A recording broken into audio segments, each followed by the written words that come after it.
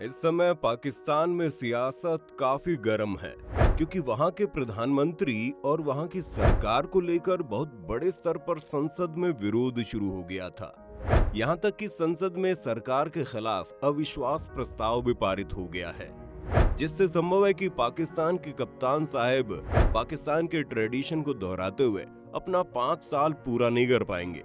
खैर ये बात तो ठीक है, लेकिन आज हम पाकिस्तान की राजनीति से जुड़ी एक कहानी आपको सुनाने वाले हैं जो कि अपने आप में अनोखी है, क्योंकि पाकिस्तान के एक ऐसे राजनीतिक परिवार से जुड़ी है जो कि पूरी तरह से हिंदू है। और कहा जाता है आज भी पाकिस्तान में इस शाही हिंदू परिवार का इतना दबदबा है कि पाकिस्तान के लोग इनसे डरते हैं और इनकी इज्जत भी करते हैं। आखिर कौन है ये पाकिस्तानी हिंदू शाही परिवार जिसकी आज खुद भी पाकिस्तान में एक पॉलिटिकल पार्टी भी है? पाकिस्तान का नाम सुनते ही सबसे पहले लोगों के दिमाग में आतंक का मंजर घूम जाता है। हालांकि ऐसा कुछ है नहीं।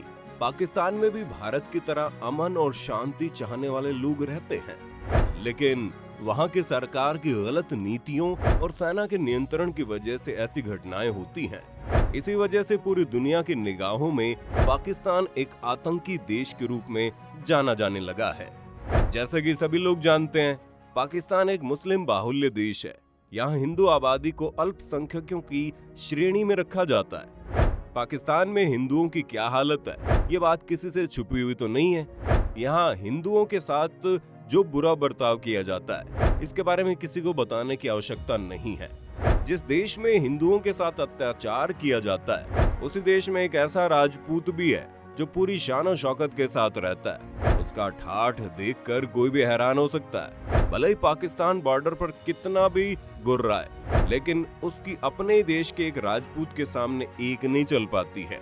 आज भी हालत ये है कि इस शाही परिवार से लोग डरते हैं। इनकी शान और शौकत के पीछे एक बहुत ही हैरान करने वाली कहानी है जो आज हम आपको बताने जा रहे हैं।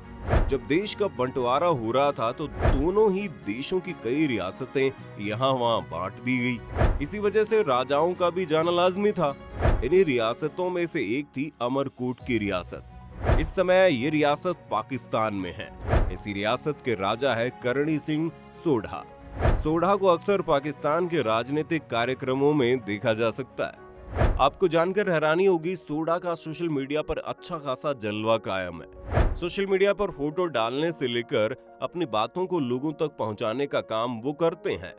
आपको इस बात से हैरानी हो रही होगी कि आखिर जिस पाकिस्तान में हिंदुओं की दुर्गति हो गई हो, वहीं एक राजपूत परिवार के इतने जलवे कैसे हैं? दरअसल करणी सिंह हमीर सिंह सोढ़ा के बेटे और अमरकोट रियासत के राजा हैं। हमीर सिंह का परिवार पाकिस्तान की राजनीति में अहम भूमिका निभाता है।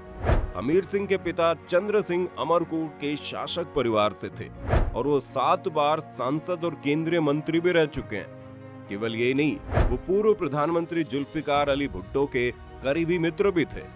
पीपीपी से अलग होने के बाद इन्होंने पाकिस्तान हिंदू पार्टी का गठन किया था। इस पार्टी का झंडा केसरिया रंग का था और उसमें ओम और त्रिशूल का निशान भी बना हुआ था। 2009 में ही उनका निधन हो गया था।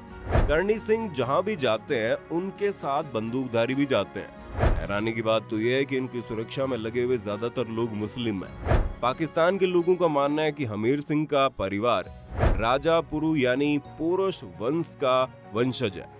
यही वजह है कि उनकी सुरक्षा में आज भी लोग खड़े रहते हैं। 20 फरवरी 2015 को करणी सिंह की शादी राजस्थान के शाही परिवार की बेटी पद्मिनी से हुई थी। ये कानोता जयपुर के राजा मान सिंह की बेटी है। बारात पाकिस्तान के अमरकोट से भारत के राजस्थान आई थी। इसके अलावा 2 और ऐसे हिंदू संसद है जो पाकिस्तान में अपनी शर्तों के हिसाब से जीते हैं और पाकिस्तान की संसद में खुलकर अपनी बात करते हैं, जिनका नाम है लाल मालही और रमेश वाखवानी। इनके बारे में खबरें तब सामने आने लगी जब दोनों के बयान पाकिस्तानी संसद के बाहर भी वायरल होने लगे। जब लाल मालही ने संसद में दहाड़ते हुए कहा कि मैं 3-4 दिन से देख रहा हूँ, एक बार कहा गया हिंदू गाय का पुजारी, हम गाय की पूजा करें, ये हमारा हक है और हम करते रहेंगे। हिंदू हिंदू कहकर हम पर लतीफे कसे जाते हैं। हम पाकिस्तानी है ना, तो ये हमें क्यों नहीं कह सकते कि हमारे ये पाकिस्तानी हैं। दूसरी ओर पाकिस्तान हिंदू काउंसिल के संरक्षक और सांसद रमेश वाखवानी भी किसी से कम नहीं है। हिंदुओं के संरक्षण के लिए वे कभी पीछे नहीं हटते। बताया जाता है हिंदुओं को बचाने के लिए वाखवानी पाकिस्तान में लगातार हिंदुओं के सामूहिक विवाह करवाते आ रहे हैं। वे अब तक लगातार 10 ऐसे विवाह कार्यक्रम आयोजित करा चुके हैं, जिसमें 500 से ज्यादा जोड़ों की शादी करवाई जा चुकी है। आपको जानकर हैरानी होगी, ये नवाज शरीफ के करीबी भी माने जाते हैं। साल 1947 में बंटवारे के बाद इस्लामी राष्ट्र के रूप में दुनिया में प्रकट हुए पाकिस्तान में हिंदू अल्पसंख्यकों की धार्मिकता छिन गई। जिस समय भारत का बंटवारा हुआ उस समय पाकिस्तान में बड़े पैमाने पर हिंदू मंदिर थे, लेकिन उनमें से ज्यादातर अब काफी खराब स्थिति में है। हालात ये कि पाकिस्तान में बचे खुचे मंदिरों में ही पूजा होती है। अभी हाल ही में इस्लामाबाद में पहला हिंदू मंदिर बनने की तैयारी हो रही थी, लेकिन पाकिस्तान की एक संस्था ने इसके निर्माण का विरोध शुरू कर दिया। हालांकि पाकिस्तान के निर्माण के बाद इस्कॉन द्वारा बनाए गए 2 मंदिर वजूद में हैं।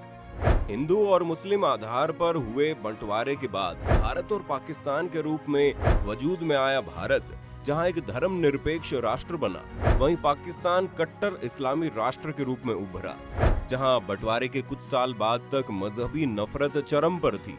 इसलिए वहां रह रहे हिंदू अल्पसंख्यक मंदिर बनाने के बारे में सोच भी नहीं सकता था।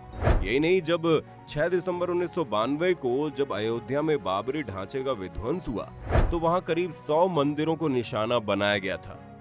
पाकिस्तान में जिन मंदिरों की हालत खराब थी उन्हें सरकारी पैसे से मरम्मत के लिए फंड भी दिया जाने का ऐलान किया गया था। साल 2019 में पाकिस्तान के सियालकोट में 1000 साल से भी ज्यादा पुराना शिवाला तेजा मंदिर दोबारा खोला गया था। शिवाला तेजा मंदिर आजादी के बाद से बंद पड़ा था और 1992 के बाद इसे भारी नुकसान भी पहुंचाया गया। इस मंदिर के रिनोवेशन पर 50 लाख रुपए से ज्यादा खर्च किए गए।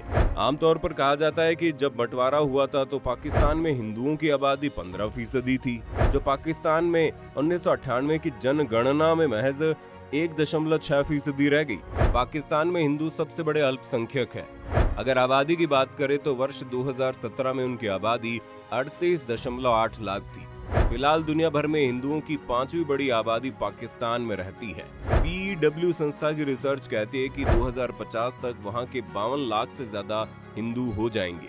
तब पाकिस्तान हिंदू आबादी के मामले में चौथा बड़ा देश होगा। खैर, अभी देखने वाली बात यह है कि आने वाले सालों में पाकिस्तान में कोई ऐसी गवर्नमेंट आती है जो वहन के अल्पसंख्यकों के लिए वैसे ही काम करे जैसे भारत में मुसलमानों के लिए होता है, यानी कि राजनीति से लेकर पाकिस्तान के हर क्षेत्र में हिंदुओं की मौजूदगी हो पाएगी। अगर ऐसा हो जाता है तो शायद संभव है भारत पाकिस्तान के बीच जो रिश्ते हर स्तर पर खराब हैं, उनमें सुधार की गुंजाइश देखने को मिल सकती है। आपका इस मुद्दे पर क्या कहना है? आप अपनी राय कमेंट में बता सकते हैं। साथ ही वीडियो को लाइक और शेयर करना मत भूलें। हमारे चैनल को सब्सक्राइब भी कर दें।